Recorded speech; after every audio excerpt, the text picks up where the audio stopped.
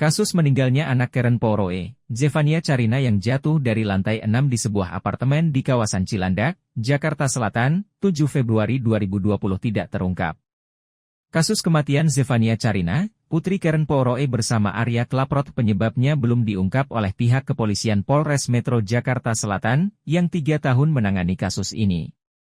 Penyanyi Lita Zen, tante dari Karen Poroe pun sedih mengetahui hal tersebut.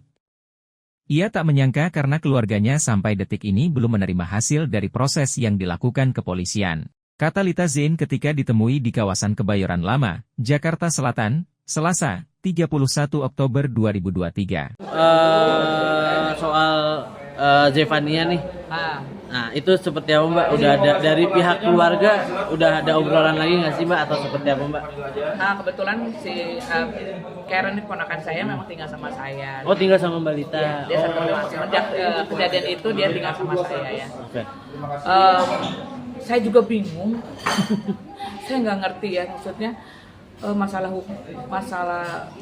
kayaknya masalah kendalanya itu masih di pihak kepolisian, saya pikir ya. Sampai sekarang pun kami tidak pernah dapat penjelasan penyebabnya apa.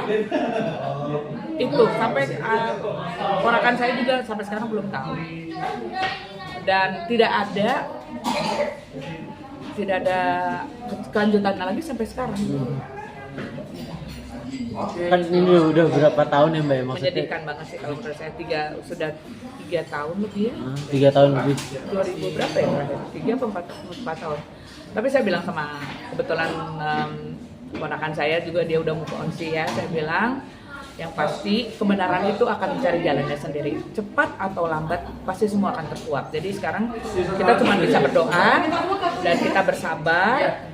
Kalaupun ada pihak-pihak yang mau memanipulasi, urusannya sama Tuhan aja. Dan karena kita sudah mengikhlaskan sih ya sebenarnya ya. Segala sesuatunya kan usaha kita juga tidak akan mengembalikan kembali Zefania kepada kami. Tapi yang pasti saya cuma bisa membesarkan hati Karen untuk bisa ikhlas, menerima, dan yang pasti memaafkan. Karena saya percaya tidak ada orang tua yang mau membunuh anaknya, saya bilang gitu aja. Tapi mungkin ada faktor kelalaian dan kita berharap semuanya terkuak. Sebenarnya kita udah nggak bisa tidak berharap apa-apa, tapi paling nggak kita mendapat penjelasan apa penyebab Zefania itu bisa jatuh dari apartemen di lantai 6 untuk seorang anak kecil yang saya kan termasuk dekat ya sama Zefania. Dia itu sangat tidak nakal, tidak mungkin mencoba-coba hal yang membahayakan karena dia sudah dari kecil memang sudah tinggal di apartemen. Jadi dia tahu akibatnya kalau dia main-main di luar, apalagi katanya malam, kemudian bisa jatuh, itu kayaknya agak tidak masuk akal. Dan itu yang kita belum dapat penjelasannya, penyebabnya apa. Nah, penjelasan dari pihak kepolisian kenapa kasus ini mangkrak, maksudnya tidak Sempat cari tahu nggak sih dari Mbak Lita? Sudah sangat. Iya, penjelasan dari polisinya. Nggak ada penjelasan sama sekali, nggak ada.